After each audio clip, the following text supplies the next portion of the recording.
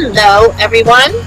I'm Tara Jones from Pieceful Solutions, and I have with me today a very special horse. For those of you who might remember, this is Captain Beefy. I refer to him as Beef. He's my retired racehorse that I entered the Retired Racehorse Project with last year.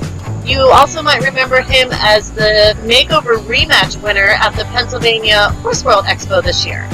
So Beef has had a little bit of time off as my schedule gets pretty hectic in the summertime, and I'm just kind of bringing him back into work, helping him regain some muscle, and I like to do that through the groundwork and some of the training that I do on the ground. So I'll just walk you through what I'm asking for with Beef. You'll see I have him outfitted in a snaffle bit, and I also am holding a bamboo stick.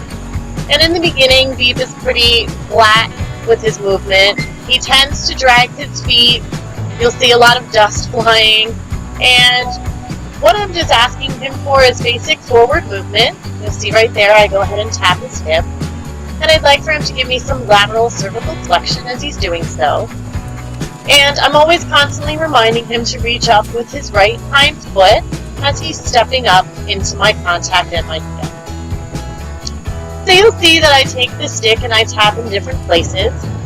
I usually have a very, very light connection, so probably about 1 pound, maybe 2 at moments. So I always meet the pressure, match it, and melt away. There you'll see a little bit of resistance when I ask Beef once, very lightly with the bamboo stick. I might have asked him twice, and by the 3rd time I'm tapping and saying, please move forward. So sometimes with Beef, he tends to kick or kick at the stick, and in that case I still keep asking him to flex with the hind feet and bring it up and underneath his stomach. Here I'm changing direction, asking for his left hind foot to come up and underneath his belly where our 2 spines would meet. And I'm continuing to ask for lateral cervical flexion.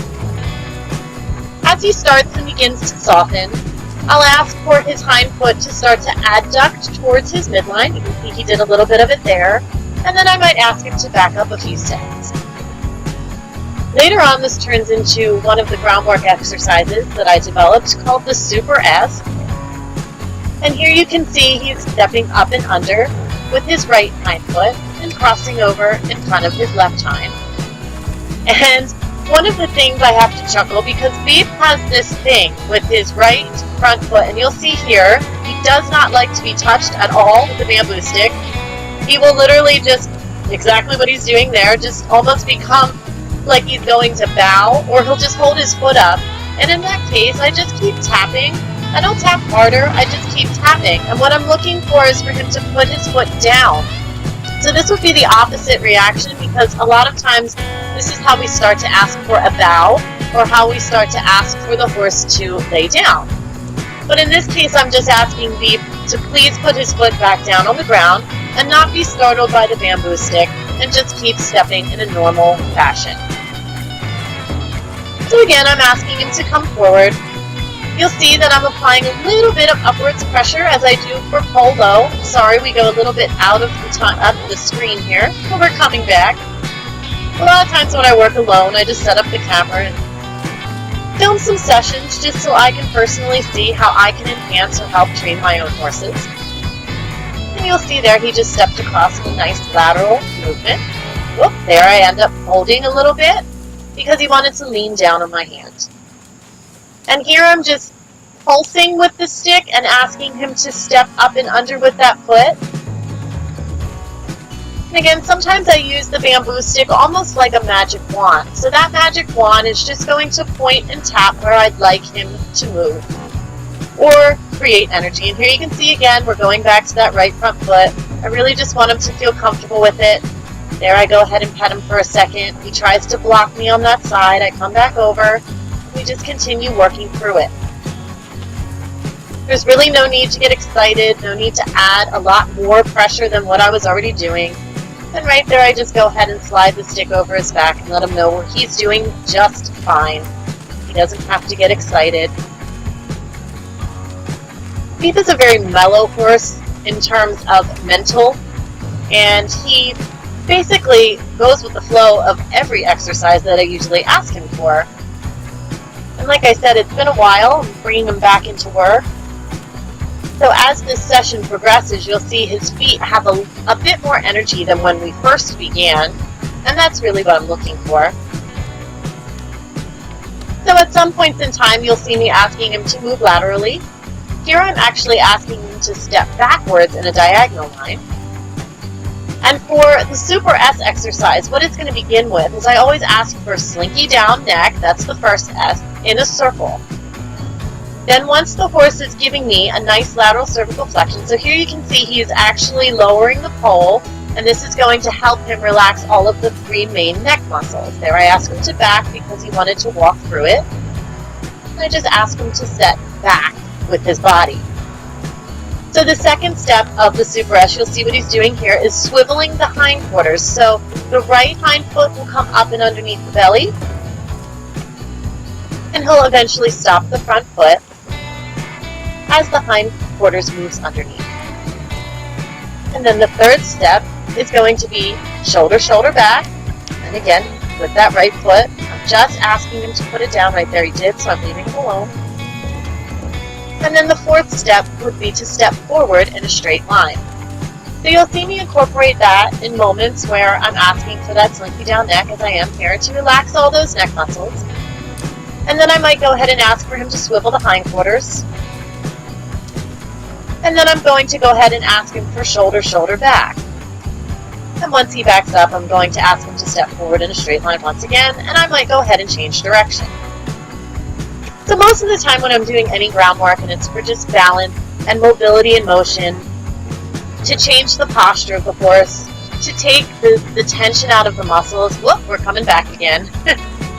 As I go through all of these parts of the exercise, it's very important that I feel through my hand and feel through the connection that the horse has really learned to soften and has really learned to connect. And as you can see here, again, the stick is just to create the activity.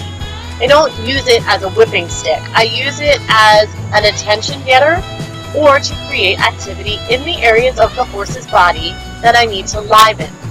So once the horse gives me more in terms of more impulsion, more connection, more stepping underneath the body, bigger steps, bigger strides, then I can go ahead and ease up on that and just get it with a point.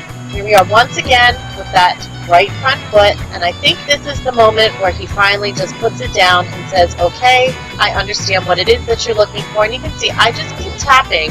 I'm not asking for there. And I just go ahead and pat him and tell him, job well done. Go right back in there, make sure that he understands it. And I'm just looking for a good spot where he goes ahead and puts that foot down on the ground. Come on, Beef. There you go. Sometimes you just have to read the horse, and I knew at this point in time he was just going to come around there. Job well done, Beef. And I do believe after that episode, he really starts to allow me to touch his right front foot with the stick. There I just gave him a nice pat because he did let me touch it. Very important to praise your horse through all the groundwork. They try really hard. Most of the time they have no idea what we're looking for. And even if your horse is well trained, such as Beef is here, there's moments where he forgets or he has to go in and relearn some of the exercises. I trained him to a pretty high level, but at the same time when I come back out and I want to reiterate his training once again, I always try and do so from like the ground level. I don't really want to go in and try and get what I once had. I want to allow him to develop all of those muscles once again. Right there you can see I'm getting a really nice lateral step. He's starting to step up and under. And there I'm just giving him a nice hug, telling him you did a great job. Beef is one of those horses that thrives on praise, and he could be completely excited or a little bit, coming unglued or what might have you. And at that moment when I just pat him on the forehead and just go in for a hug, he usually just settles right in, puts his head on my shoulder, and then tries 20 times harder. So a lot of times you just have to know your horse and know where the boundaries are in terms of what they need praise-wise or what they need to actually give you their best. And I say that because there are 10 different horses in my barn. All of them have very different personalities, and Beep is a very people-oriented horse. He would rather be with people than horses, and he really enjoys work time. He really enjoys being around me in general or with anybody. So I always try to ask him for little bits at a time in small bite-sized chunks, and then I go in and tell him that he did a great job, and I find that I get more from him. So some horses just thrive on that praise, and you just have to know how to work that button with your horse so that you can get the maximum out of all of their performance. And here, you can see Beep is a lot more soft. He's moving forward more voluntarily. He has nice lateral flexion there. I'm tapping him lighter and lighter. You can see my stick is hardly coming off the ground as much as it was in the beginning. And that's always my goal. There's just right there, I had to get after him a little bit.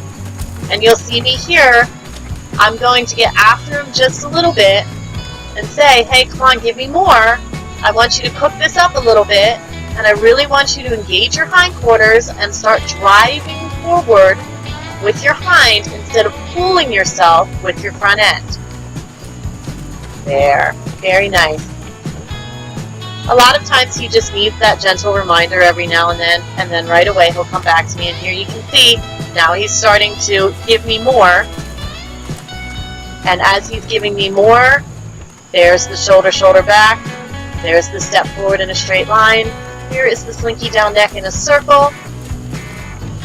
We're going to swivel the hind, shoulder, shoulder back, step forward in a straight line. So you can see there that the first 4 steps of the Super S were really easily attainable when I had a lot more forward movement, because forward creates lightness, period, end of story. So the more that you can get your horse to really amp up the volume on their forward, the better off you'll be. So I hope you enjoyed that groundwork session. Just a little bit of insight on Beep and I going back to work. And I just want to thank everybody for watching. Just giving them a nice hug and a praise. We'll see you guys the next time. Thanks so much.